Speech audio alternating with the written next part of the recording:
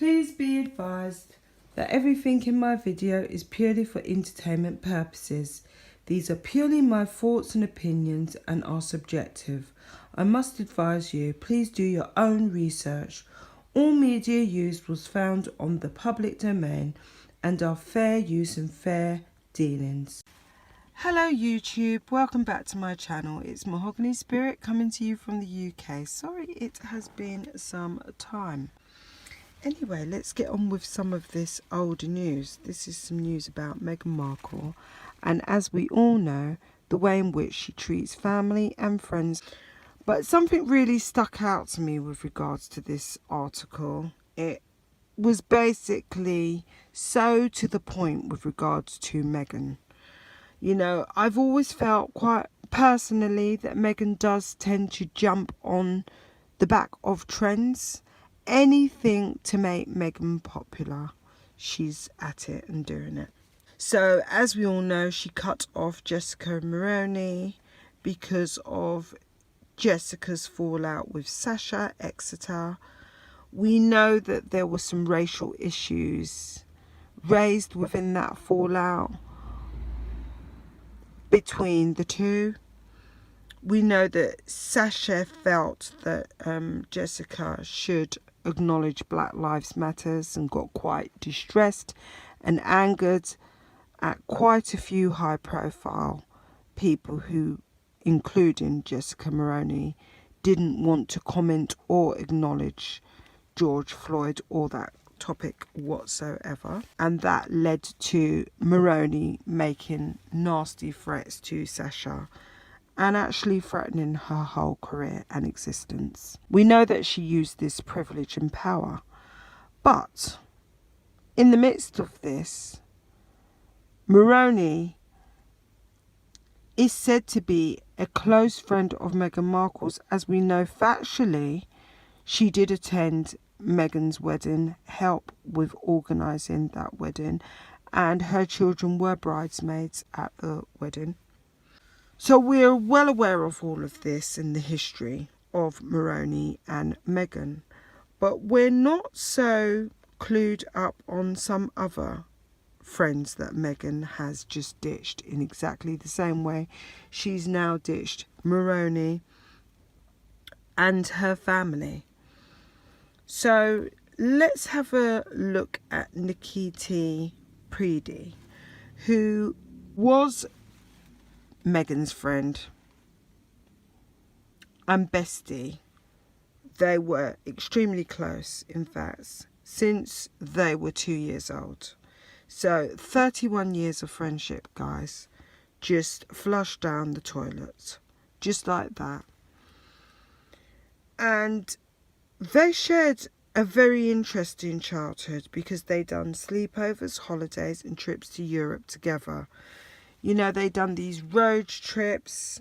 They were extremely close. In fact, Preeti attended her first wedding.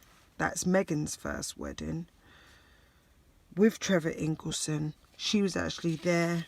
She was a guest. She felt privileged and she felt honoured to attend it.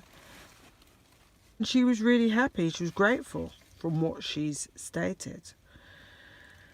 And she always knew that Meghan wanted marriage. She always knew that Meghan wanted to be a famous actress.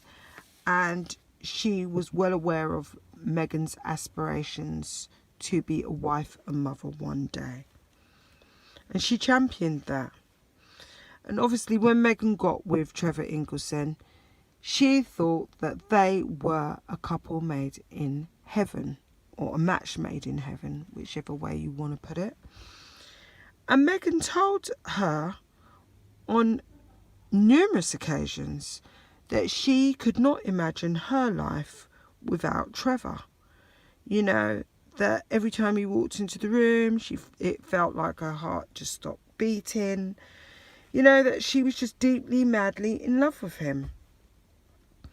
Even though he was in LA and she was in Toronto doing her work with Suits.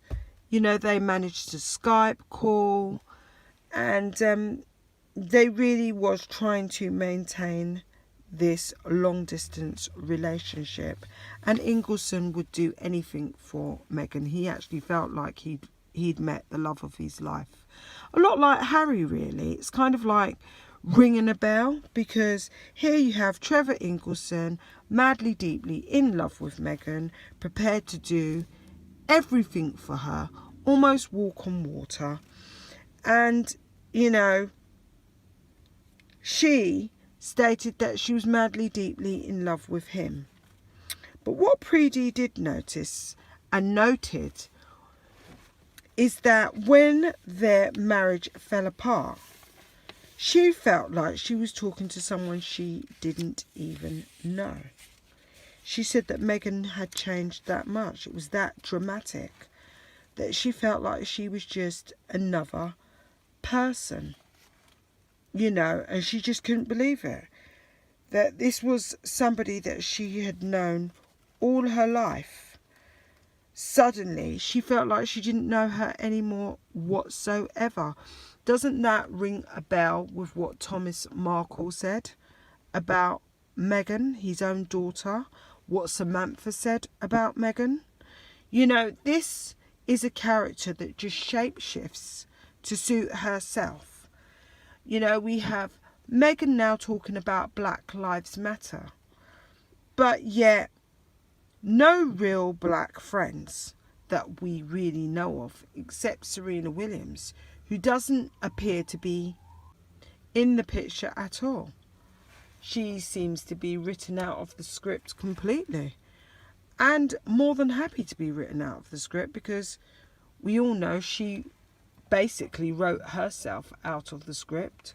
When Meghan showed up at her tennis match for the US Open, she lost, and Meghan was quite obviously flirting with Serena's husband, Alexis. So we know what this character's all about. And she really is about herself. Now she wants global, world stage domination. I really do believe that. In previous videos, she wants full control, full attention, eyes on me, and it's all about Meghan. And as Harry stated, what Meghan wants, Meghan gets. But that's not good news for Harry, is it? Because when she decides to cut him off, it's going to be an extremely sad day. Because look what he's gone and done. He's cut off his whole family to accommodate, facilitate and support this woman on her mission for global dominance. I personally feel that Meghan Markle has literally got 5 years of speaking events, 5 years of publicity stunts before the world sees her for what she really, truly is. That's personally what I feel about Miss Markle. She's jumped on this Black Lives Matter situation. She's using that as a catapult for herself, and her husband continues to waste taxpayers' money. Yes, they both do. They've got this private security guards, and they're just wasting money like no one's business. Charles's money, the Duchess of Cornwall, all of it.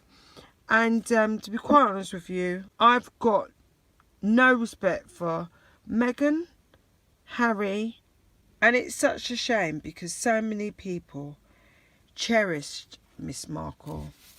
She's had so much love along the way, so much support along the way, and so many people loved Harry.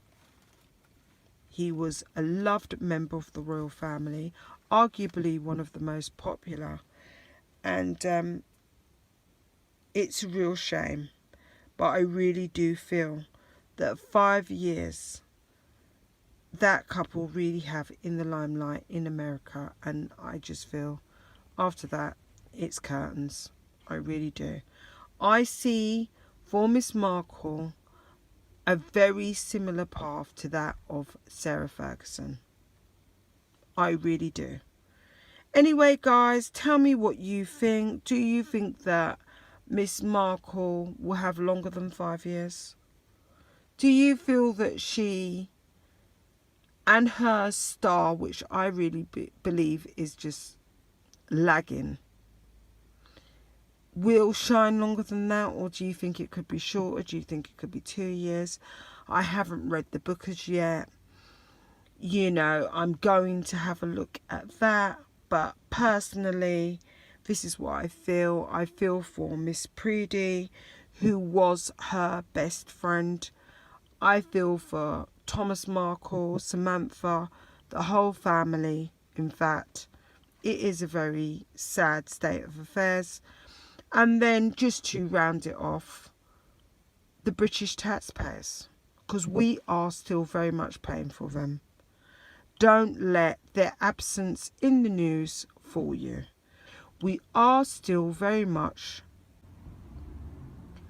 paying for them, and we should not let their absence from the media fool any of us for 1 second, because I think it's wrong that we're even doing that.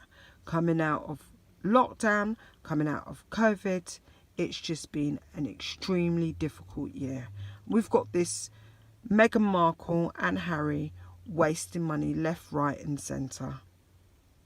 I really feel they need to be cut off. Guys, let me know what you think. Like, comment and subscribe. Bye.